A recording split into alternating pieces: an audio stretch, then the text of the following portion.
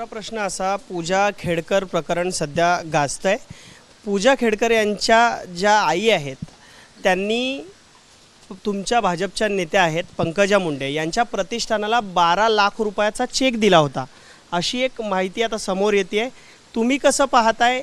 जे वादग्रस्त अधिकारी आहेत त्यांच्या कुटुंबावर आता अनेक सवाल उपस्थित करतायत, त्यांच्या कुटुंबियांचा आणि भाजप नेत्यांचा असा व्यवहार झालाय, कसं पाहताय? मला वाटतं हा व्यवहार नाही आणि खरंच ही गोष्ट झाली आहे का हेही समजून घेण्याची आवश्यकता आहे।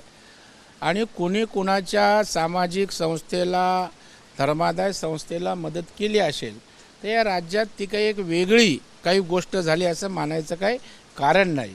आणि त्याचा आताच्या सर्व परिस्थितीमध्ये पंकजा ताईंशी संदर्भ लावणं मला वाटतं हा पंकजा ताईंवर अन्याय आहे।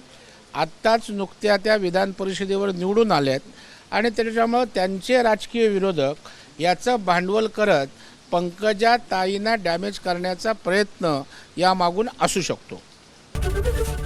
एबीपी माझा, उघडा डोळे बघा नीट।